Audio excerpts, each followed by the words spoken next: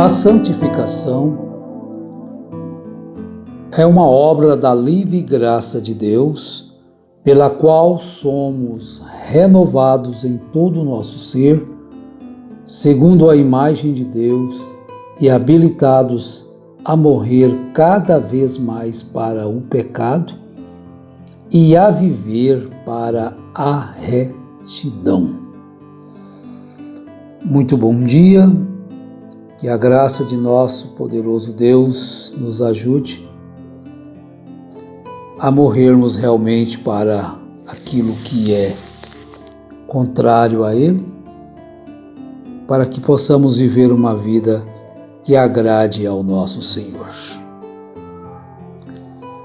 Na primeira carta de Paulo aos Coríntios, capítulo 6, verso 19 e 20, diz assim: Acaso não sabeis que o vosso corpo é santuário do Espírito Santo que está em vós, o qual tendes da parte de Deus, e que não sois de vós mesmos, porque fostes comprado por bom preço.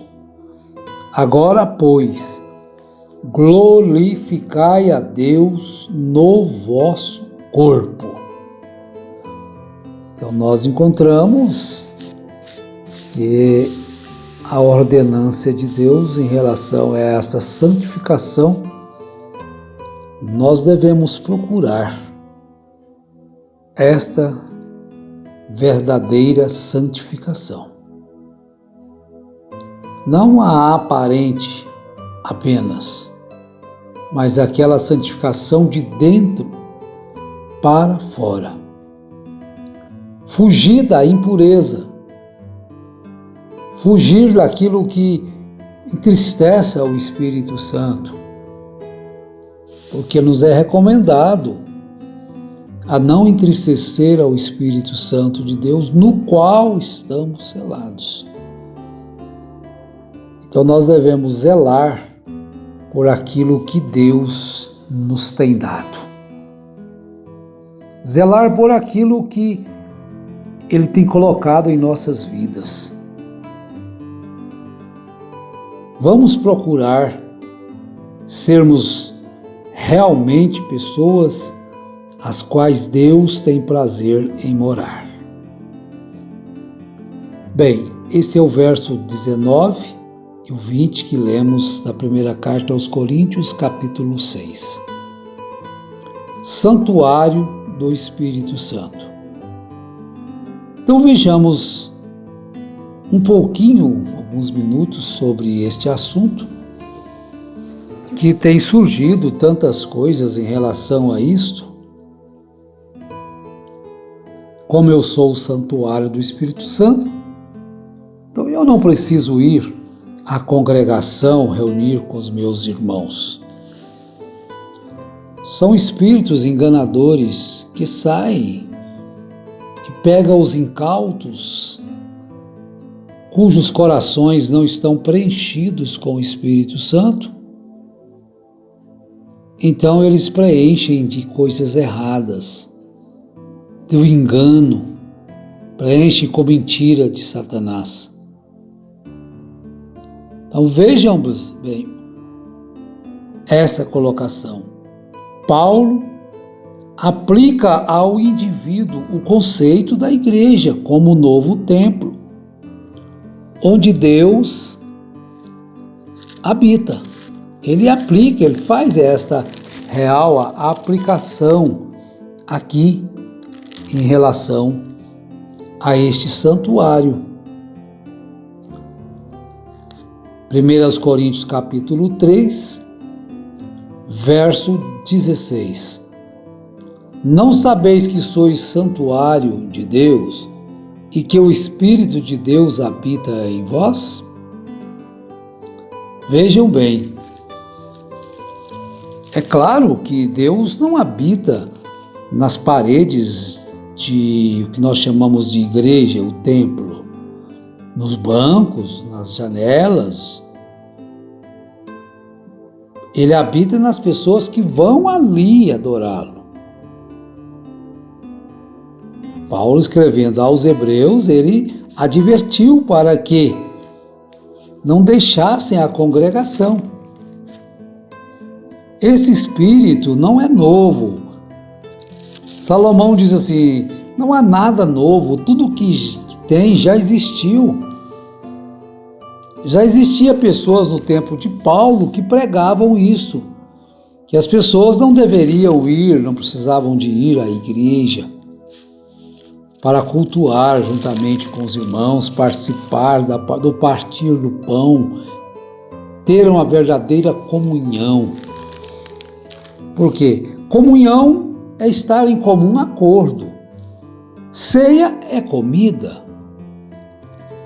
Às vezes você pode estar na Santa Ceia e não estar em comunhão, estar em desacordo. Quando duas pessoas estão em acordo em fazer alguma coisa, eles estão em comunhão, comum acordo. Os irmãos, nós devemos nos reunir em comum acordo, com uma finalidade só, de adorar a Deus, de glorificar o seu nome, de louvar o seu nome. Aí você vai dizer: ah, mas eu louvo o Senhor em casa. Nada contra. Nós devemos louvar o Senhor todo o tempo, dia e noite. Ele deve ser louvado. Dia e noite ele deve ser exaltado. Porque nós precisamos de louvá-lo, de exaltar o seu glorioso nome. É um dever de todos aqueles que professam amar o Senhor, louvar ao Senhor, ir à congregação. Então Paulo, ele falou sobre isso. Lá naquele tempo já tinha as pessoas que já deixavam de congregar. Talvez dizer: não, você é o templo de Deus, o que você vai fazer ali? Mas é privilégio nosso podermos adorar o Senhor juntos. Não deixemos de congregar-nos, como é costume de alguns. Antes façamos admoestações, e tanto mais quanto vedes que o dia se aproxima. Mas vamos notar uma coisa: apesar de devermos estar conscientes desse caráter pessoal, da residência do Espírito Santo em nós, a ênfase das Escrituras recai sobre a identidade coletiva do povo de Deus, como um templo santo e como uma casa espiritual. Vejamos Efésios capítulo 2, versos 19 a seguir. Assim já não sois estrangeiros nem forasteiros, mas concidadãos dos santos e da família de Deus. A família se reúne para partir o pão. A família se reúne para fazer uma comemoração. O culto é uma comemoração.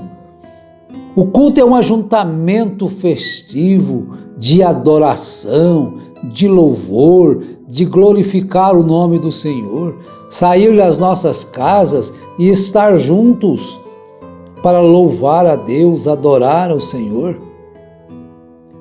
Israel saiu para adorar o Senhor no deserto. Quem não saiu, ficou lá. Pronto, ficou no deserto. Não foi batizado nas águas em Moisés, não bebeu da água da vida, não comeu o maná. Não precisamos seguir. Vamos ficar mesmo aqui em nossa casa, aqui nós temos luz, aqui nós temos água. Há faz tempo nós nascemos mesmo aqui no Egito, vamos permanecer aqui. Mas quando Israel se tornou a igreja, então eles saíram. Paulo escreve na carta primeira carta aos Coríntios, capítulo 10, que todos que saíram foram batizados em Moisés, e todos beberam da água espiritual, que era da rocha, que era Cristo, e comeram do maná espiritual, que era o tipo. Então vejamos, nós devemos observar estas coisas. Assim já não sois estrangeiros nem forasteiros, mas concidadãos dos santos e da família de Deus, edificados sobre o fundamento dos apóstolos e dos profetas, sendo o próprio Cristo Jesus a principal pedra angular, e nele todo o edifício bem ajustado cresce para o templo santo do Senhor. E nele também vós juntamente sois edificados para a morada de Deus no Espírito.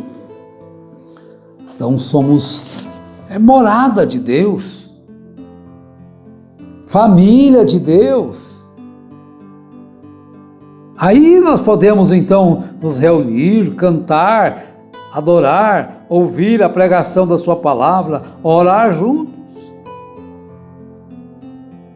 Embora nosso corpo sendo a habitação do Espírito Santo, mas nós temos esta consciência desse caráter pessoal da residência do Espírito Santo em nós. A ênfase das Escrituras recai sobre a identidade coletiva do povo de Deus como um templo santo e como uma casa espiritual. Somos morada de Deus, sem dúvida. 1 Pedro capítulo 2, versos 4 e também o verso 5. Diz assim o apóstolo: chegando-vos para ele, pedra viva, rejeitada na verdade pelos homens, mas para com Deus eleita e preciosa. Vós também, como pedras vivas, sois edificados como casa espiritual, para ser de sacerdócio santo, a fim de oferecer de sacrifícios espirituais aceitáveis a Deus por Cristo Jesus. E como essa família gosta de se reunir para comemorar, fazer uma festividade, família tal, família Rodrigues vai ter a confraternização, família vai ter outra confraternização, e assim sucessivamente. Assim também aqueles que fazem parte da família de Deus, que têm recebido do seu Espírito, amam se reunir, como a igreja primitiva fazia no primeiro dia da semana, para partir o pão, para adorar ao Senhor em comunhão, sem espírito de divergência, sem espírito de separação, porque nós somos a morada do Espírito Santo. Acaso não sabeis que o vosso corpo é santuário do Espírito Santo que está em vós, o qual tendes da parte de Deus, e que não sois de vós mesmos, porque fostes comprados por bom preço. Agora, pois, glorificai a Deus no vosso corpo. Então, meus irmãos, pensemos nisto. Embora nós sendo a morada, a ênfase das Escrituras recai sobre a identidade coletiva do povo. Um povo só não faz uma nação. Um povo só não faz uma família. Uma pessoa só não faz uma família. Agora, o povo de Deus, sendo morada de Deus, formam então este templo santo, de louvor, de adoração, de curas, de libertações. Esse companheirismo nos faz bem, este amor nos faz bem. Então, concluindo, nós devemos dar valor a isso que Deus nos tem dado. Se temos um lugar de congregar, não deixai as vossas congregações como é costume de alguns. E como esse costume errado vai envolvendo as pessoas que não têm o Espírito Santo, porque está vazio do Espírito. Então vem essas seitas, esses ensinos errados e apodera, toma posse daquele coração vazio. Olha, que Deus tenha misericórdia de nós, que Ele nos ajude a praticar aquilo que nós devemos praticar segundo a sua palavra, em nome do Senhor Jesus Cristo. Amém.